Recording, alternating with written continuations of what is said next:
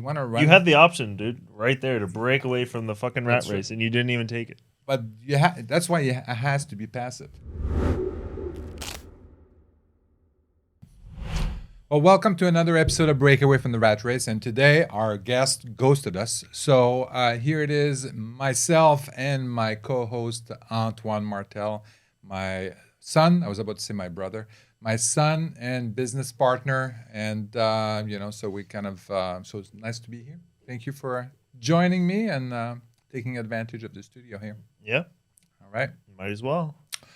So today I just thought, a lot of people want to know kind of like what, kind of like how did we get started and stuff like that. And for you, like I really want to kind of like talk about, because I have some insights about you that other interviewers, don't be scared, that other interviewers don't know. And so I just wanted to start talking about kind of like, when did you know, for example, that you were an entrepreneur? Uh-huh. And then we can start that way. And then if you have questions for me, then you can ask me questions and then I can try to answer. Yeah. When did I first know? Oh, I don't think I knew what it was, but I knew that what I liked to do was selling stuff and selling shit to other people. So, for example, selling like all the plums and stuff to the neighbors, or selling soda at school, or selling candy at school, then the bracelets, then selling the bracelets at school. So I think I always knew that I was like, it wasn't really entrepreneurship. It was just I liked making money, I guess. Yeah. And then I didn't mind doing work to make money either. So like even for the doing chores or doing the gardening or whatever one summer, I remember you guys were paying $10 an hour for gardening or something like that. So then I just like would do a lot of gardening and shit. So I think it was more just I was addicted to making money. Yeah. So I think a lot of parents were kind of like giving allowances. Yeah. For nothing. It was like, I give my kids like $10. And for me, like I was like, no, this is not gonna teach them anything about this is not a welfare state. Yeah. So if you want $10, you're gonna work for it. And then so we had some chores and stuff like that we had for you and your brother, Etienne, and then which is kind of strange because that's what I was trying to avoid. Yeah. Was to be be paid per hour. And I knew this was not a good model moving forward, but at least I wanted to kind of like attach some value to effort and money. Yeah, I wonder what other people would do. Most people wouldn't do that, just give the allowance. Yeah. But then like there's some other people that are parents as well, and they would like they would have their kids set up a side business to their main business and like do like, one of them is Thatch Nguyen. His kids set up a bunch of laundromats inside of his apartment buildings or something like that. I don't know. Yeah. There's a billion different ways to do it, but I guess too you also want to be hard work. So don't like, you just have to work an hour and then you like make $1,000 a month. Okay, but like not everything works like that. Yeah, exactly. Yeah, you want to be. It has to be somewhat realistic that there's a little bit of you have to work or you have to do something in order to get that money. Yeah. But yeah, pretty soon, you kind of like when you were in, so I think it started in middle school, really, with the sodas and the candies and the socks, and you just like the selling part of it. What was the things that you hated about the business? I remember the tracklet thing. You used to take me to, or you took me to a couple times to your charity events. Charity events. For your biking spin class charity events, biking for cancer or some shit. Yeah, that's you wanted me to go like walk around and sell people stuff, and I'm like, hell no, I'm not going to walking around like selling a product that doesn't solve a problem or something like that. Yeah. So I hated selling. I hated selling, but I hated doing sales, but I liked selling. So it was more like marketing or branding or something like that, where people would do some sort of marketing or create some buzz or really solve a problem. Then I didn't care about selling. Yeah. But if I didn't really, which the tracklet was just like a nice. That's why jewelry was not like a. It was never really like something I'd be like, yeah, come buy my jewelry. It's like, Yeah. For what? First of all, I don't wear anything like that. Mm-hmm. Then second of all, it doesn't solve a problem for them. Yeah. Whereas like the soda was solving a problem for kids at school. It was creating a problem. People would say. Because at that point, I don't know if people know the story, but at that point, I think the government of California had banned sodas in schools. So all the vending machines were shut down and removed and all of that. And so Antoine decided that it was not fair. It's not fair. That all these poor children could not have a highly sugary drink. They needed it. That's right. They needed to get through the day, and they had their parents' money. So I was like, "This is fucking perfect." They get the money. Yeah. Some of the parents don't even know, and they're like, "Okay, go buy a chocolate milk then, or whatever."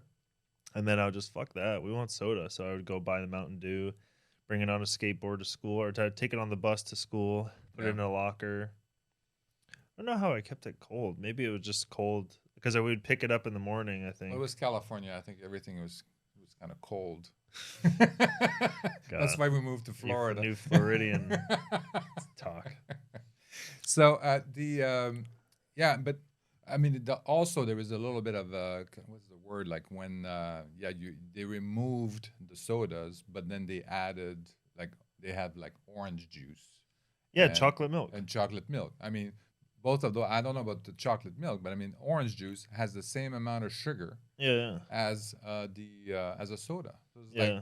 What's the difference? I don't know what that rule was. I think it was a sugary drink ban. So if it had a certain amount of sugar per thing, then they would get rid of it. It was not natural. Yeah. Because orange juice, same amount of sugar. Oh, maybe that's how they got around it. Yeah. The same amount of sugar. Yeah, or like kids would just bring soda from home then, or Yeah. the fuck, like their parents so would they were just able bring. to do that. Yeah, they can bring their own. It's just the public school was not able to sell it. Yeah. But then I think if you were a private school or like a charter school or whatever, you can still do it. So luckily I was part of the public school system, so I could just sell them all shit. And I think part of it, also when you were younger, I mean, you were very young, obviously. So you were also very shy.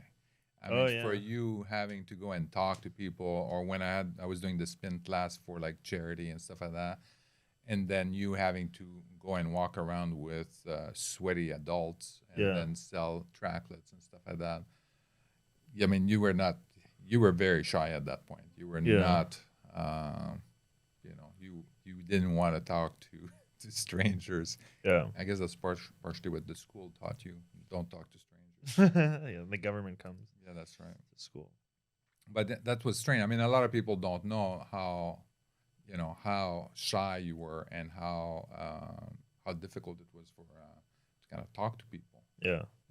And that's you like the sales, you like the fact that things were selling, you like the marketing, even the tracklet. When you did the tracklet, it was about a lot of the work I think that you were doing were really about kind of like the branding, the website to register their tracklet and all of that. And then when you sold to that company, what was that company that was selling they sold Jack thousands? Threads. Yeah, that's right. Yeah. So they sold thousands of those things, and then but it was kind of it was a B2B sale, so it was talking to another a business guy. So it was not selling every single one of the tracklets. So you delegated sales at that point to somebody else. Yeah. So that was kind of interesting, and then after that we did to me the big point is when Lynn started that low carb group. But she did that all before that. The tracklet was the tracklet was middle school going into high school, so that would have been 20. That's right. Yeah. 2010. The low carb was low I think carb. you were 9 years old. Low carb was. Yeah, so 9 years old, I would be 2004 then. You were not that shy then. Well, that was before. Yeah, that was before I had consciousness. That's right. Yeah, you didn't. I guess you were not self-conscious at that point. You were kind of no. Yeah, because I was young. Young, so I didn't really care you don't care what people think. You just learned English, for God's sake. Yeah. So that was unbelievable. I mean, you were working hand in hand, adult to adult, except you were 9-year-old, working with our market the distributor that was bringing all the products and setting up on the shelf, and then you were working with them to really kind of like set that up, and then working with her and say, oh yeah, and then she would ask you like, oh, where should I put this? And it's just like, oh, well, I think it should be near the chocolate or near this because, or it should be close to the cash register because blah blah blah. So it was kind of interesting. Yeah, I remember that. Yeah, that was really fun because then it was like a real business, and then people were coming into the store. Yeah. So it was kind of like, it wasn't really sales. Like people are here, like ready to buy. Yeah. So it's like, how do we sell them the most amount of shit while they're here? Yeah. But yeah, it was really like approaching somebody to sell them something that you knew didn't solve a problem they had. Yeah. You know, or like if it was a product that like solved the issue they're currently going through, like even just selling them water. Hey, do you want to buy a water? It's $1. Like that'd be a genius idea. More than why am I going to sell a sweaty guy who just got off a 1.5-hour bike ride a piece of jewelry? Like, but it was more than a piece of jewelry. It was the whole concept. Yeah, I know the concept, but he doesn't give a shit. He's dead tired. Oh, that's true. So I don't know. That's why it was kind of hard to do that. Did you ever do any kind of sales like that or have a sales job? I did. Kind of do. Not really sales job. I did like some nuts, some hazelnuts. We would go into the in the woods, and then we would go and grab like hazelnuts off the tree, and then we would kind of prep them, and then we would put them in bags, and then I would go in a street corner, and then sell hazelnuts. What? $1 for like a Ziploc bag of hazelnuts. I used to do that. I didn't really like sales. I didn't like door-to-door sales. I didn't like there was a lot. The schools really. You didn't like the corner sales? No. Oh, I loved corner sales because I used to do the lemonade stands. Because the corner sales, again, you had your product or service. You were doing marketing on the corner with a sign, and then customers were coming to me. Yeah. So that was totally fine. Yeah. Even doing the plum trees was like taking the plums and going door to door was a little bit difficult. Yeah.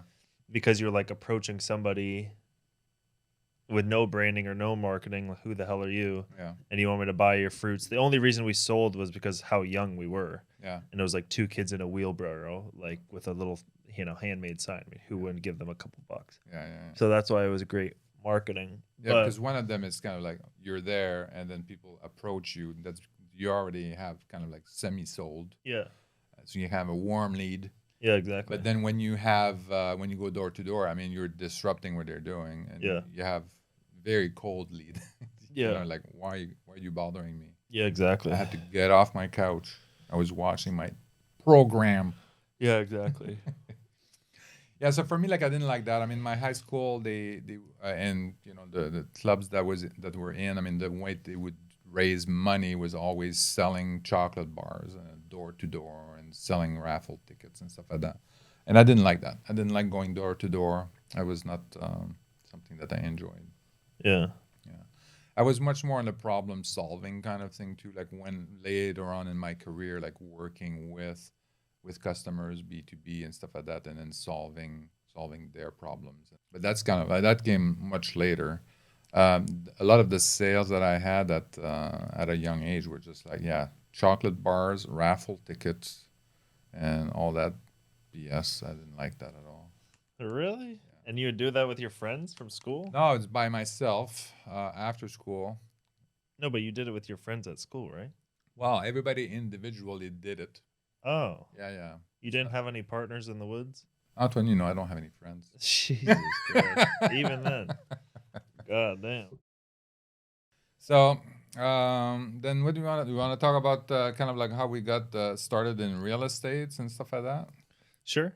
I think it's so I think for me, like when like that I started as like when I was 18 years old, bought that 8-unit apartment building, blah blah blah. But it really took a long time for me to like when we arrived in California, and I had a lot of stock options, as you know, and I was trying to diversify. I knew it was kind of like it was like a few at the beginning of the year, like the stock market had been going up like crazy, and all of that, and then we said, okay, well, we better kind of like take some money off the table and do something with it.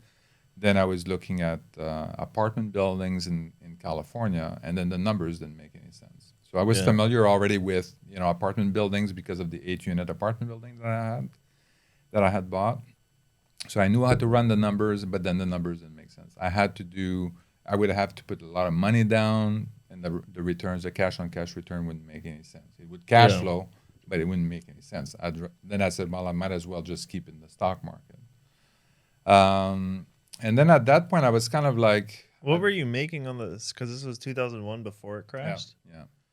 Because then I remember too, like 10 or 20 years later, or 15 years later, then you got back into the stock market and you were making a murder on it. Yeah. Well, I like the stock market. I think it's good, but you have to know how to make money on the way up and on the way down, right? And then so that's what people don't realize. And then the last 10 years, the stock market has been going up like crazy. Everybody thinks they're a genius at the stock market up until things starts going down. Market is down 10% now. Everybody's crying. It's like, But oh wow. did you ever have you ever thought about being a full-time trader? Yeah, I thought about it. And in fact, someone that I know became a full-time trader. And yeah, I mean, he was doing very well. Don't you think you could do that? I feel like you would be really good at that. I do like numbers. I do like these kinds of things. Yeah, and you do all the fucking charts and the horizontal ponogamous. Jesus Christ. So I do like that. But for me, like the big game on the stock market are the options. So you have to play the options. That one year, did you make more money from your job or from those stock options that 1 year? I think 1 year I made more money from options than. And you still went to work. Yeah. Why? Because it was hard for me to think that it would be.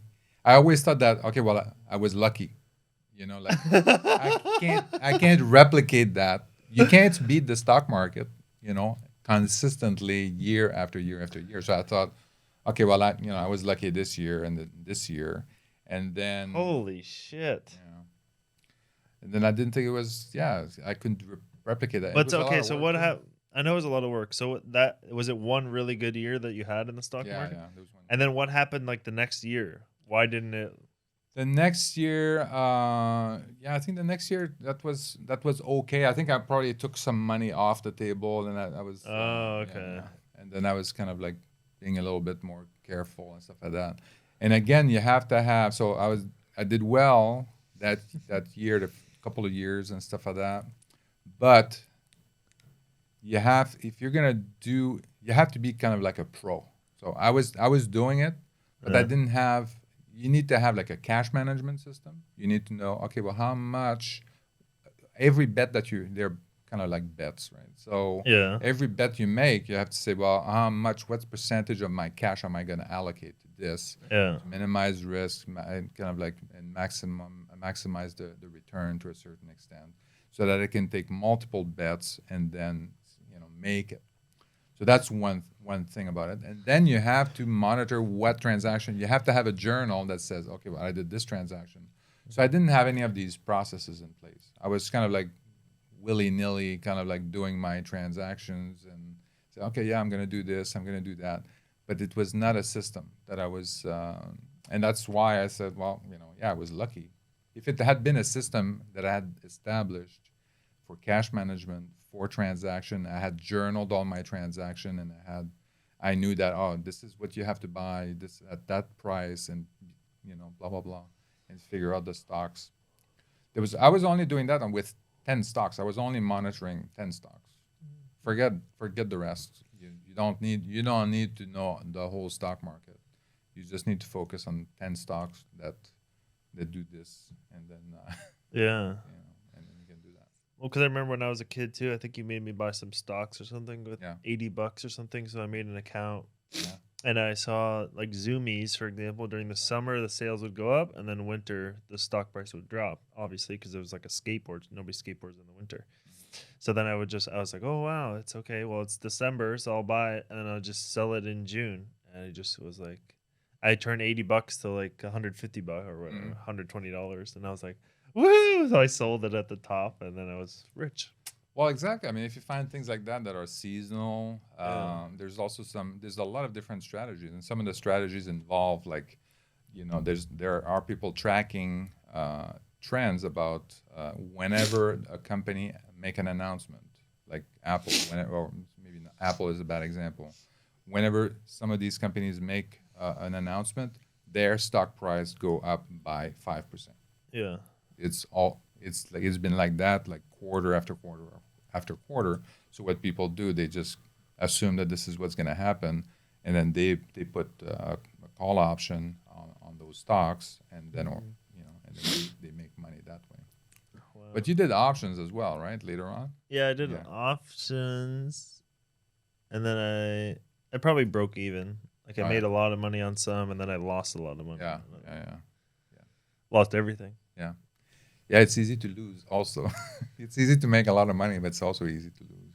So that's why the stock market. I mean, I enjoy it and all of that, and but yeah, you have to journal. You're saying you have to do cash management.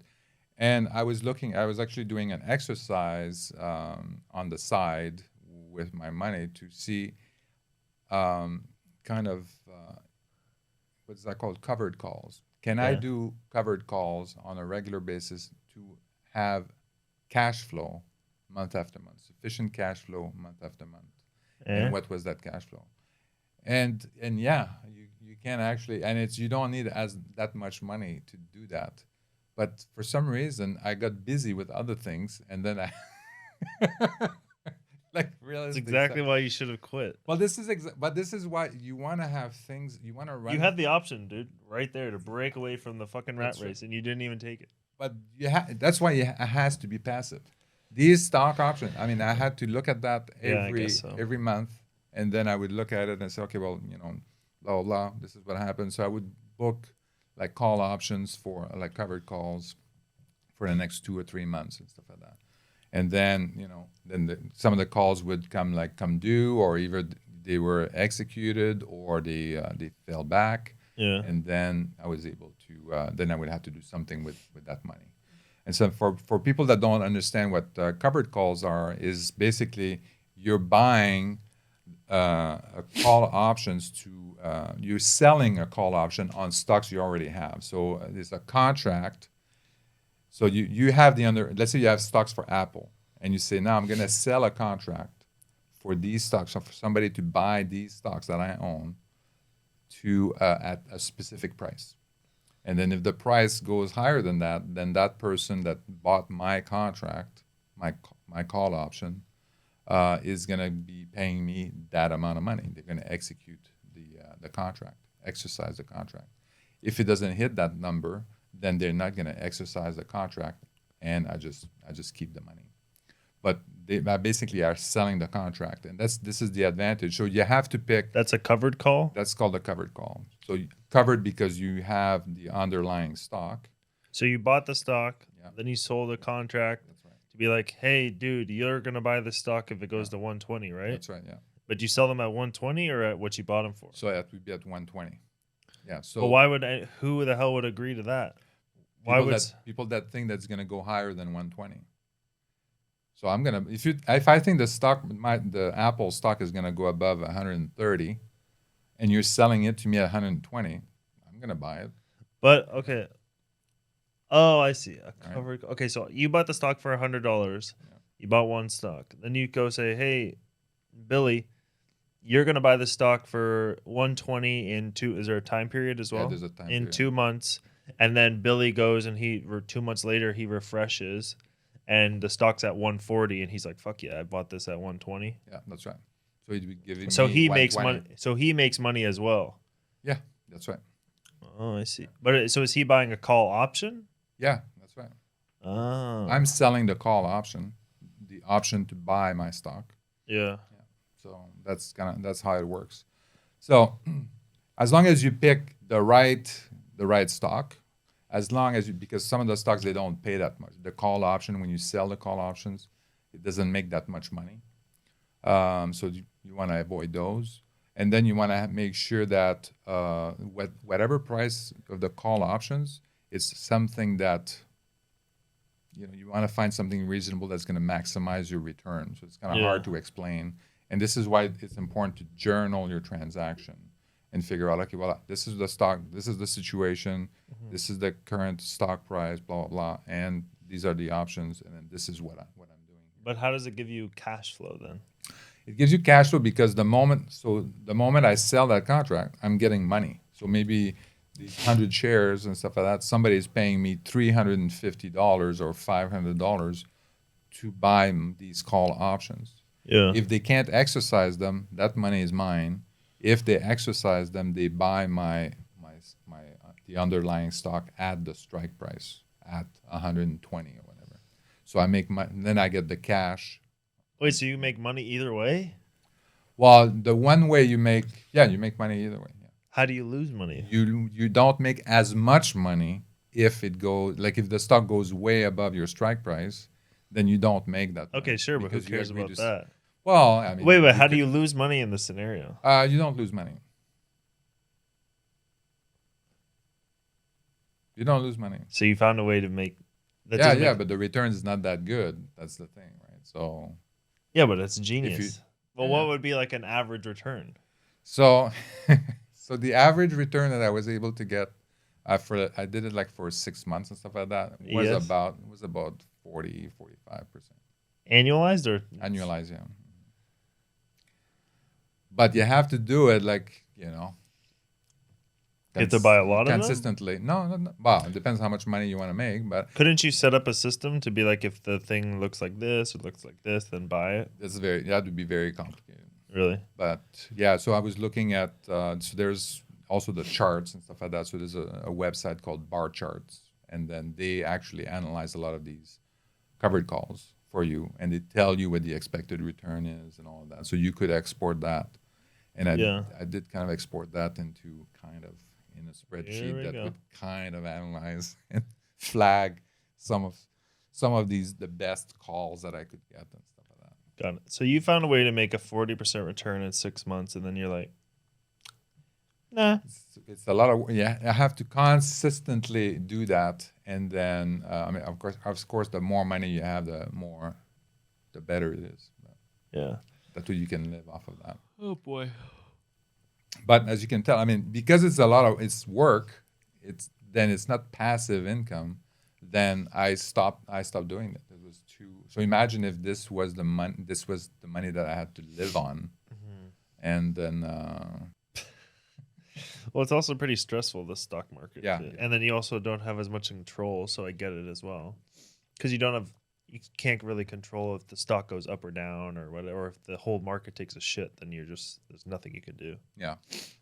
But so what would happen when the market goes down like that is the call options, and then they basically are sold like for less money, right? So my $100 stock, if the market goes up, and I'm saying the strike price is 120, then more people are going to believe that the stock is going to go above 120. Yeah. But when the market is kind of going sideways or going down, then less people are going to be willing to.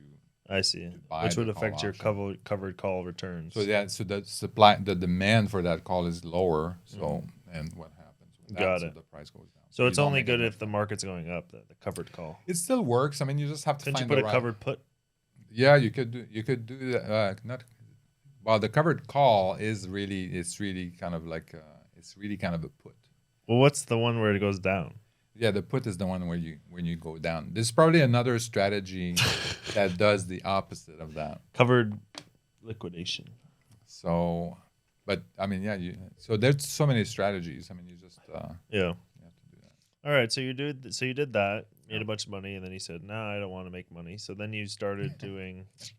There's so many ways to make money, Antoine, as you know. So I have to pick one that. It's so much better when you're helping people achieve financial freedom by buying single-family rental. Yeah, I mean, you have way more control. You can, I wouldn't say you could count on it, but you can count on it way more than the stock market could. Yeah, because you're always going to have repairs or whatever, or capex items that are gonna. Oh no! Surprise. And you have tax advantages. So yeah, that was the other thing too. Because remember yesterday we talked about like lending money as well. So like, yeah, there's so many ways to make passive income. Stock market, lending money, being a hard money lender, private money lender. But then what you said yesterday about the taxes. Yeah. I'm like, well, it doesn't matter. But no, if you're lending money at 15%, Yeah. like he is to us, we have an investor that lends us 15%, and he's making a lot of money. Mhm. But then he probably half of that is taxes. Yeah. And the guy lives in California. Yeah. So that means 90% of it's taxes. Mhm. Yeah. So, but that guy, he's able to do crazy strategies. You know, like the wild animal rescue, and and then you have to decide, what do I want to spend my time on? Exactly. Yeah. Finding like crazy strategies so that I pay less taxes, or I just want to invest in real estate where it's kind of built in, Yeah. right? And the thing is that you don't have leverage also when you lend money, so it's your money, and it's gone, unless you kind of like you can borrow money from somebody else to lend to someone, but then you make the margin. So if you do something like that, that could work. You could leverage that way. But that's that's the thing, is leverage is key. Is that you want to make sure that that you are able to, especially for inflation, you want to make sure that you get that money out there, and then you don't have to pay it in the future. Yeah. Where you have less of a purchasing power. So you think it'd be better to take my money and put it more into rentals than lending? Because right now I'm doing both. Lending money, have rentals, fix and flips, all this kind of different stuff. But then I was like, fuck, it'd be nice to just have consistent, 15% coming in. Well, we had that with seller financing when we did Oh seller my financing. God, that was a dream. That was good. So you lend the money to the person that's buying the house from us. You get positive cash flow every month, and the cash on cash return worked pretty good, because we had less money in the deal. And but then what didn't we like about that? We didn't like the fact that now we were the bank, we had lent the money in today's dollar, and then we're going to be paid in the future when, I don't want to be paid my $70,000 20 years down the road when it's going to be worth $5,000. Yeah, so so there is a way that we can do that. You can make it like a floating rate. So you can make it like an adjustable rate. We can also make it a balloon, like a 5-year balloon or something like that. So there is some ways that I was thinking more about that as well, because the lenders are charging, higher rates. It's still pretty fine. Before, when it was like 3% and we charged 5%, people were like, "Whoa, dude, that's so expensive." But now, I think some of them were charging even like 6-7%. Yeah. But I think now, like, we can get away with charging even like 8%. Yeah. People put 20-30% down, and then but doing like a floating rate or doing an ARM based on SOFR or something like that. So we could do that. I mean, that was really good. I mean, you don't hear a peep out of those people. Yeah, I mean that's great. I mean, and I don't have to deal with any kind of repairs. I don't have to deal with vacancies or anything like that, and I just get my money out. And then there's things you can do also with the notes. Once you have the promissory note, I mean, you can sell what they call partials. You can do all. Can't you get a line of credit on the notes too? Yeah, I really like that, but it's hard to scale it up because it does take so much cash. Like you buy these houses, you renovate them, rent them out, then you can, you try to do the lines or the seller financing. It just takes so much money to get it going. Yeah, and it depends. Oh, you don't have the upside either, so that's the problem with not owning the actual asset. Yeah, is that you don't get all the upside, and then tax advantages you wouldn't get any either. You don't get many tax advantages because your interest payment is tax deductible. So literally, the best way is to own.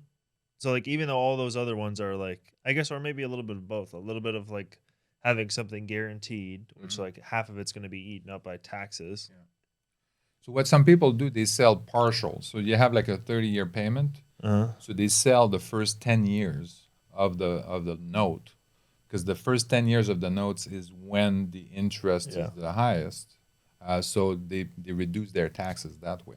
And then the rest, they get the cash flow after that with minimum interest. Yeah. But yeah, I mean, it ties up a lot of money. So that it's hard to get it out. That's right. And certain deals didn't make sense. Remember, we had this whole spreadsheet about, okay, well, This is how much rehab, all the other Yeah. costs and stuff like that. This is if how much down payment, and that was the other thing too. I mean, we required like people to put like 30% Yeah, or it was a lot. 40% down payment, Yeah. and then it was a high interest rate. Yeah, I don't know. Well, but it sounds like just owning the actual asset is the best, even better Yeah. than being. Because I even saw something about like Coca-Cola made, $10 billion in profit or whatever, and Warren Buffett, who's an investor in there, who only has 10%, didn't make 10 billion. He made $60 billion from being like an investor in. Just in Coke. Yeah. Oh wow. So it's like showing no, it wasn't. Sorry, it wasn't it was the CEO Yeah. of Coke made $1 billion. Yeah. Warren Buffett, who owns 10% of Coke, made $60 billion or whatever. The numbers are completely butchered. Yeah. But that was like super eye-opening too, to show like the investor or somebody who actually owns pieces of things Yeah. makes 10 times. They almost get paid first almost too. It's like they make their money. Yeah. They make all their money first as the shareholders, and then okay, cool. Shareholders got their stuff. Whatever's left over. Okay, here you go. Here's your little billion. You know. Well, the CEO typically they get paid. It's a job, right? So they get paid their salary, they get paid a bonus, and then they get paid like in stocks and stuff like that. So they have some upside on that, but typically they don't have like 1% of the company. Yeah. Especially a company like Coke. So. Yeah, I guess so. Yeah. But would owning a piece of the company, would that be like owning a stock in the company, or does he own so much that it like has other benefits too? Well, he would own a piece. Yeah, he would own a piece of the company. Yeah. Which I guess So is he a has stock. he has voting rights and all that, Huh. So, I mean, this is good, but this is problem with the stocks is that it's leverage. You can't leverage. So I mean, it's hard to leverage. Typically, you'd buy things on margins, and then you can get like 50% margins. So they would lend you 50% of the amount of money you have to invest in the stock market. But this is kind of like it's a two-way sword, because you have, I don't know if it's the right expression, but double-edged sword. That's it. Winner. So because if the stock market goes down, like we've seen this year, a lot of people, they all of a sudden they got like margin calls where their brokerage house is calling them and say, hey, your stock, the value of your portfolio went down. Yeah. So now, so the 50% that you had now is, let's say it's $100,000. Now really 50% is $75,000. So we need you to cover the $25,000 in difference. Yeah. So you have to send right there. You have to send a check for $25,000 out of the blue because the stock market went down. Yeah. So that's where the double-edged sword is when you use leverage in the stock market. Yeah. So that's the problem. The interest rate is also the interest rate is okay, but so that's the one problem. And then when you're trying to get your money out, then you have to sell. Then you have capital gains. Yeah. So and capital gains you pay. That's true. So you can have long-term capital gain and all that, but if you hold it long enough, so you have a lot of capital gains you have to deal with. Wow. So it's hard to avoid unless you also have losses. Yeah. Because I guess owning the rentals, there's no taxes on the cash flow because the depreciation and interest payments. Then the interest payments, you also have principal pay down, so you have equity build up. Then the house appreciates. Long term, putting that into long term capital gains is only a year. You're definitely going to own it more than a year. Yeah. And you also have the ability to refinance it. Yeah. And that's the key here is that refinancing so you've owned the properties for for 20 years and all of that. I mean, this is more money that you can put in your pocket. If you don't need to buy more, you don't need to add to your portfolio anymore. Yeah. And every year you can just refinance a property and get $100,000. And say, hey, there we go. This is what I'm going to live on $100,000 from the equity from my house. Yeah. Who's going to pay that $100,000? Yeah. The tenant is paying for that. Yeah. But you got $100,000 tax-free in your pocket that you can live on. Yeah. So that's kind of what happens like later on. We talk a lot about kind of like at the beginning how great it is at the beginning and all of that. But at the end, it gets even better. Yeah. Yeah, that's true. And then you refinance, pull the money out, and go buy the next one. Yeah, and buy the next one, or you live off of that money. Yeah. You know, that's what you want to do. But yeah, these are two ways of handling it. Yeah, and then if you put in some other stuff like Section 8 tenants or, guaranteed kind of rental income coming in too could help as well. Yeah. Yeah. Or buying them in good neighborhoods, B-class neighborhoods, you won't have that many tenant issues. So tell me about the Section 8. You've done a lot of research on Section 8. Why do you like Section 8 so much? What are the advantages, basically? It's kind of popped off recently, like the last couple months on social media, just because there's been a couple of guys that have been like preaching Section 8 pretty hard, and they claim to be making a lot of money. But it's really because they've been buying a lot, like in the past couple years, in certain areas where like Section 8 made a lot of sense. Now those prices have gone up, doubled or tripled. But now I'm starting to hear that a lot of Section 8 rents are not keeping up with market rents. Like you can get higher cash than Section 8 because rents have gone up so much. Yeah. So the Section 8 program is going to be very far behind. 6 months is very far behind. A year is far behind. So I talked to somebody in Birmingham. He's like, we can rent it Section 8 $1,100, cash $1,200. Like, what do you want? Yeah. So and then like $1,100 is the Section 8 rent, but then the tenant's going to pay $200 a month. Yeah. So your guaranteed is $900, sure, but like if they don't pay, good luck getting them out. Yeah.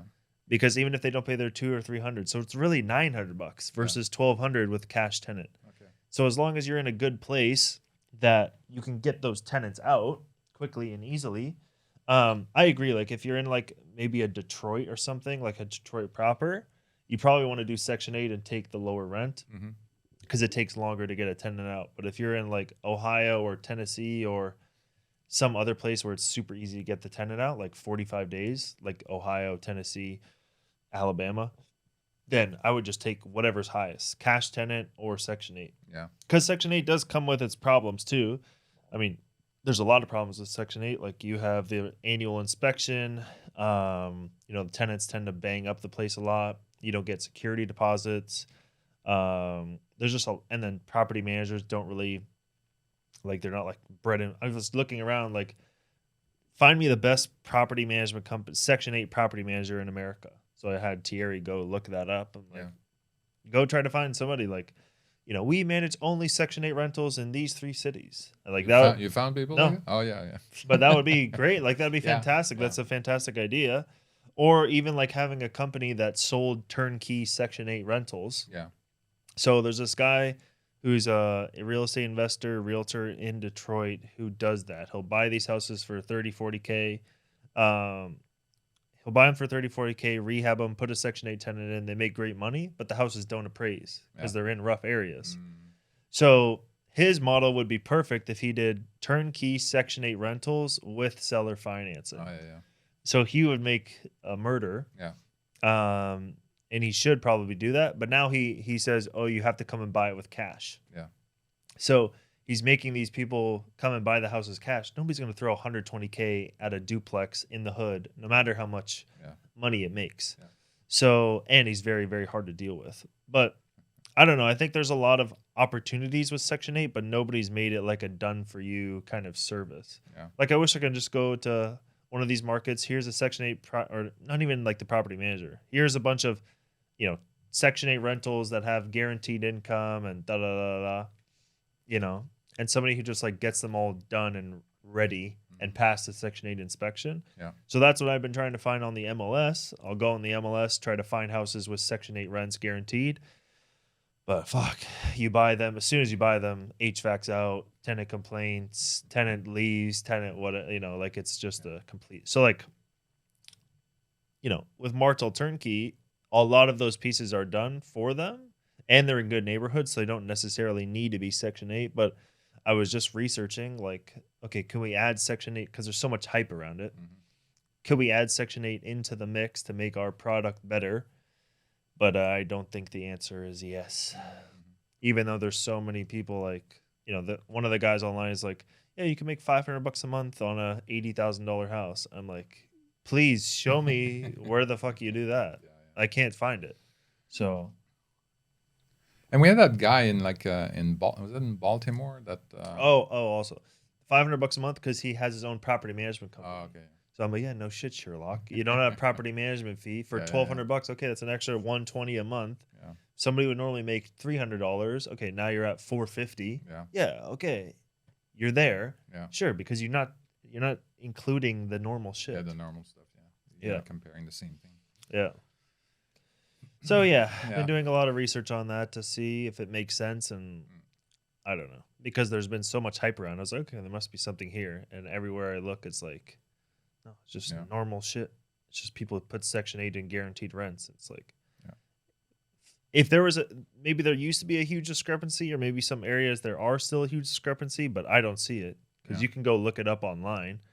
And look at I the think fair the government market. takes a while to adjust these rents. Yeah. So they kind of like they have to probably do something. They look at the inflation. They look at what's happening with the market rent in the area. Yeah. Maybe every year, and then they pass some kind of they vote or whatever they do, and then they say, okay, well, here are the new market rents that we're gonna pay in our area, and it happens once a year. It's not like, I don't think it's very dynamic. Like, no. So when the rents are going up like 10, 15%, I think a national average was 11% last year. Yeah. 11%. So, I mean, Section 8 is not like they can't do that because they have to, now I have to ask more money from the central government, whatever the hell that is. But, and say, okay, well, now the rents have increased in our area, and now I have 100 people that need money, and now I need like, $200 a month more, and ask like the government, say, I need a bigger budget. Well, no, that's another kind of like another layer of approval and passing budget and stuff like that. So it's very lengthy. That's why it was good before. I think there was some markets where I think the Section 8 rent were higher than market. But I think as the market rents are increasing very fast, I don't think the government can keep up with anything that goes quickly. And the other thing too is like it takes first of all, you can't just go plug in the address. What will my house rent for what can I get approved for? It's like the total arbitrary bullshit. So you have to take your house, not market it for like a market rate tenant. You have to put it on Section 8, get somebody with a Section 8 voucher, make sure they're approved, do a Section 8 inspection, get all that passed, and then they're like, okay, your rent's $1,000. It's like, I was asking $1,400. They're like, yeah, but your house doesn't have windows, or it doesn't have a blind on this window, or doesn't have a dog kennel in the back. And it depends who is renting it. Yeah, and it depends who's renting the house. Oh, this one doesn't have kids. It's like, well, it's not my problem. Exactly. This is Pop some babies out. 9 months she will. Give me your number. Because the house is so comfortable. Yeah, that's right. Right? Yeah. Well, I know the address. I have the key. So anyway, that's for you. Oh, whoops. How many does she need? So a lot of people are also okay. So a lot of people are also, wondering like, why single family rental? Like, why not multifamily? And then why don't we? Yeah, I've been thinking about that as well. I've been thinking about a lot of stuff. Yeah, because it's such a crazy ass time. And, we've been in the fix and flip business for a while, but it's nice to now take that cash and put it into something passively. Mm-hmm. So I'm really looking like to take all that money that, we've made and put it somewhere passively. And then once you have that cash flow coming in, whatever it is, $100,000 a month or whatever cash flow, then you have so many options. All your bases are covered. You have monthly recurring money coming in, and then you can decide what you want to do, invest in businesses, start a new business, and base it all off on that cash flow. So yeah, multifamily as well. I like it, but you can't find him turnkey, like ready to go, making money. If you do, it's like a crazy ass premium. Yeah, that's right. Because there's a lot of demand. Like everybody wants it. Wants multifamily. Yeah. But the thing is that with the realtor.com, they had like some research that they did. And they were saying more and more people want to be in the suburb. They want to be outside the city. Do you think that's from COVID, though? I think it's millennials. I think millennials are in family formation. which means that they're moving out of their parents' house. Yeah. They're moving in with their partner, their life partner, and they're thinking about starting a family. So they're thinking, okay, do I want to do that downtown, or do I in an apartment building and all of that, or do I want to have a backyard, have a good school, that kind of stuff? And that's why I think the things are migrating more towards single family rentals, and then kind of in the suburb of a big city. Yeah. I think. You have the job, you work, and you're pretty close to 20 minutes, 30 minutes from your job, Yeah. and then you have the backyard for your kids and a good school. Yeah. Yeah, I mean, single family homes are nice. Mhm. The tenants stay a lot longer, take care of it. They can stay there for years and years. Especially if you're doing Section 8, only do single family. Definitely don't do apartments. Apartment just returns suck. Yeah. It's just horrible. Well, right now, yeah, because the prices are so high. I mean, you can't do that, and it's also very hard to you have to keep it for long term. I mean, if you want to for liquidity purposes, like it's not very liquid. If I have a portfolio of single family rentals, I mean, I can more easily sell a single family rental than I can sell an apartment building. Yeah, yeah. So, I mean, we do have an apartment building for sale right now, and so it's gonna be a while. It's gonna take months before we find a buyer, even in this market. Yeah. So that's what I'm seeing. And millennials, I mean, when the boomers were the biggest generation, I tell you that all you had to do was look at what the boomers will do, and you do that before they do it, and then you just like everything, would skyrocket. Everything you touch is they're all moving into buying houses, and they're all buying appliances. Well, you buy stocks of appliance company, and then the demand for appliances would skyrocket. Really? And that's the same thing with millennials. Like figure out like it's actually a bigger cohort than a group of people than the boomers. And what? Yes, the millennials right now, they're bigger than the boomers, bigger generation. So how is that possible? figure out, well, there are more people. And wow. I don't know, there's a lot of babies being born, I guess. And then, so because of that, then you're going to look at the trend and say, okay, well, that's why, the rents for single family rentals is moving up. Like pay attention to the working from home kind of trend and remote working, because these people, they're at a point right now where they are migrating to cities maybe that are a little bit cheaper, that have good schools, they have good quality of life, and they can work from home and all of that. So that means, boom. So there's going to be a lot of people. And that's what we're seeing. That's what we're seeing in the real estate. We're seeing some of the markets that are kind of like going downhill, and then we are seeing some other markets that are going uphill in this economy. So figure out what they're going to do next, and then. Did you do any research on the assisted living thing? Assisted living. So yeah. So that interview that I had with Isabel. So it was very good. I mean, she laid it all out, everything that you need to do and stuff like that. Really? She also has a group out of. She's a program, no? Yeah. She has a program, like a training. Out of Arizona. Yeah, out of Arizona. So, but yeah, so I'm gonna start looking here in Miami. I think it's a great place to retire, and then Miami area, and see where we can invest and do something like that. Yeah. But yeah, she was great. She gave a lot of great resources, great things, and that's good. Because I asked her all the questions I wanted to, because I wanted to invest. I've been talking about that assisted living for a while. No, yeah, we have. Yeah. I had this lady in California that had, but again, the system is important, right? This lady had in Sonoma or Napa, she had an assisted living facility.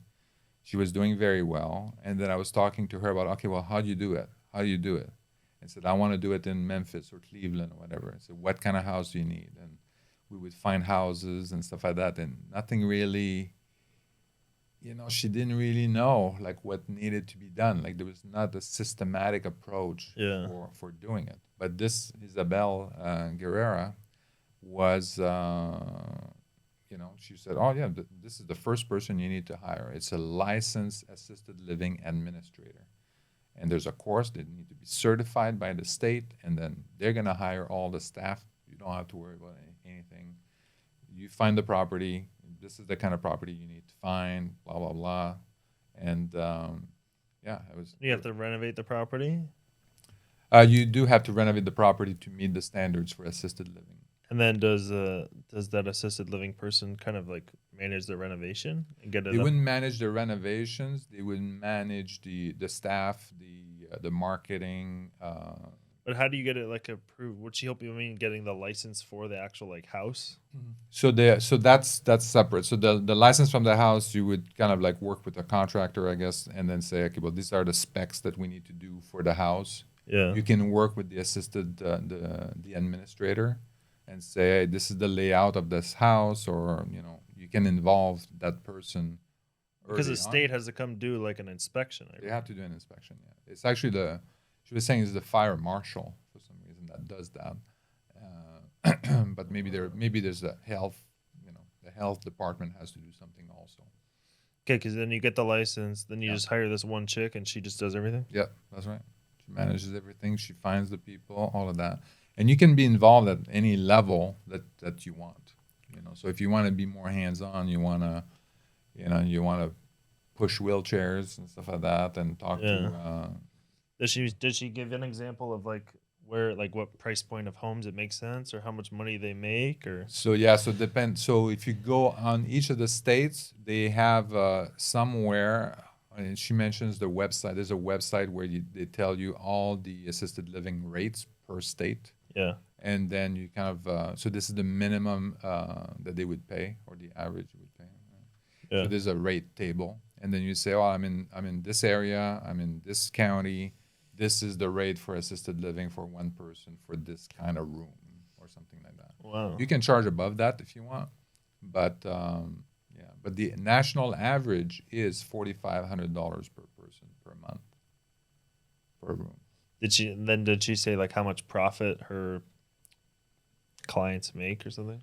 So she didn't say the percentage of the profit that she was making, because there was so many. It really depends on a lot of things, but it depends on kind of like how many rooms in the house, because if you have 10 rooms in the house versus 5, then obviously your expenses are going to be, as a percentage of revenue, are going to be much higher. So, but she was saying like get as big a house as you can. Did you ask her about food? Because I heard that they have to also have like a chef there. Yeah, so you can have a chef. They don't have to have the food part of the food program. I mean, I don't know what else they would do because they don't have a kitchen. But normally, if you have a chef there, it's another $100 a month or something like that you would have. They would pay or something. Didn't we talk to somebody like one of the COO people we were interviewing about that? Wasn't one of those guys part of that? I don't remember. Do you remember? No. Okay. Because I also was talking to like a bunch of people months ago about assisted living, but there's like a bunch of different things, like a nursing home or assisted living, or brain care, or there's That's like right, there's memory care. Yeah. Memory care facility, and then there's the drug centers, the drug home. Oh yeah, we talked about that guy with the drug center. I remember that one. Wanted to do a drug center in California. Yeah.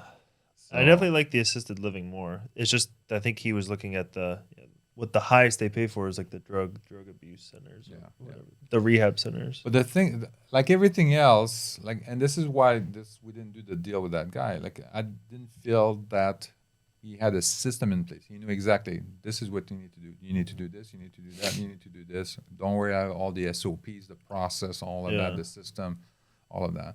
And this is why, when I talked to that lady also about assisted living in in California. Yeah. She was lucky enough to have a house that she bought, and then was able to run it. Yeah. But she didn't know how to do it again. Yeah. This is kind of like somebody that made it, I made like $1 million on this apartment building. Okay, well, let's do it again. I don't know how. Yeah. I was lucky, but I don't bet on luck. I don't want luck. I want to have someone that has a system, has a process, and knows exactly what needs Yeah. to be done. Well, and we made a lot of money with those multifamilies too. Yeah. But it just everybody started overpaying for all this garbage. Yeah. So I'm hoping too we can get back into that because that was fun too. Those projects are super fun. Yeah. You know, you figure out what the market rents are, the current rents, the rehab budget. We pretty much have it down in Memphis. You can take that anywhere. Yeah. All the things that we look for. I even made a spreadsheet too of like all the different things. So when I was talking to somebody, I was like, "What about this? What about this? What about this?" And then you just do the math. Yeah. It's like such a huge project. It's like easy to do the math on. Per unit, okay, you spend at least $15K if you're doing a full reno, $5K light reno. Depending on the square footage, doesn't really make that much of a difference. And then the exterior, the roof, all that kind of stuff. It's very easy. Yeah. But there was just no deals because we used to buy these deals at $450 a month in rent, bring them to 800 or 500 to 800, and then none of those deals exist anymore. Yeah. And then the ones that we were getting were like full gut jobs. So the full gut jobs that are vacant, now you can't get financing. So it's like finding these ones that are occupied that you can get long-term financing on right away, renovate it. And I think the trends right now, I think, is off of these multifamily. I think in terms of rent, and I don't know, I don't have the data, but I would be curious to see what's the vacancy rate on apartment buildings versus single-family rentals. Yeah. I mean, we saw like in Memphis, you saw like, especially during the pandemic, the single-family rentals. I mean, we had lineups. Yeah, for sure. No one wanted to live in an apartment. That's right. So we had like 50 people that were interested in a single-family house. And we had, 3 units that were available in Midtown Memphis, great location. Yeah. Fully renovated house and stuff like that. No interest in that. But I think too, like the single family homes, I think are going to be very full and get very, very expensive because they're underpriced. The multifamily is going to kind of stay stable rents almost, if you want to think about it like that. I don't think multifamily rent is going to skyrocket. The single family home rent is going to skyrocket. Yes. The multifamily rent is going to be more like the affordable option. Okay, if you can't afford to get a home yet or buy a house or, whatever, if you want to like save money, you go live in an apartment because it's a little cheaper. Yeah. That's how it should be, but it hasn't been that way. Yeah. It's been like apartment rents have been on par with single family home rents in a lot of our markets. Well, I think part of it is the millennials, the ones that they went out of their house and then they get a job and then they go and they say, okay, well, I have my apartment. I live on, it's great. I have the city living and all that kind of stuff. It's great. And then, but now, so that's why, this was very popular, and now I think now we're, again, the next stage in their lives where they are, they met someone, they want to have a family and all of that. And then, but I think a lot of the downtown cores too have been basically, I mean, if you look at San Francisco, if you look at LA, all of that, I mean, the downtown have been crushed. Yeah, exactly, during the pandemic, and then they didn't recover as well. Whereas the suburbs hasn't changed much because you don't have homeless tents in the suburbs. Right. So I think that's why a lot of people, maybe that's why too, part of the reason people went out of state or went to the suburbs too. It's just safer. So that's why I think like single family is still, to me, it's still the best option. I think you can easily find them, and because otherwise, if you're looking for multifamily, you're sitting on your $1 million or $500,000 you want to invest in multifamily. It's going to take you 2 years to buy a multifamily, and you're going to overpay. Yeah. Right. You're going to pay like 5% cap rate and all of that. It's probably not going to cash flow, and so it's not going to work out. No. But single family rental, you can buy, and then you can buy also with portfolio loans, and then you can get a good deal. The interest rates is higher than it was over the last 10 years, but it's still not that high. That's normal. Yeah. So I was talking actually to Aaron Chapman. Yeah. And about that, and it's just like, he was looking at historically. He said, if you look at historically, the interest rate right now should be closer to 9%. This is where the interest rate should be. Well, above inflation, right? Yeah. So, I mean, what kind of bank wants to lend money below inflation? That doesn't make any sense. So he said, yeah. They said normally the interest rate, based on the information we have, the interest rate should be closer to 9-10% interest rate, and we're at 6%. Still a great deal. Who wouldn't want to borrow money at 2% below inflation? Yeah. So, That's crazy. Oh yeah, I'm definitely gonna go start buying some more then. I mean, I picked up a couple the last couple months, but yeah, I'm gonna start even just buying our own turnkeys and just yeah, it's hard without those damn tax returns too. I know. Working on those. Yeah, like That's the thing, right? So yeah, that's what sucks.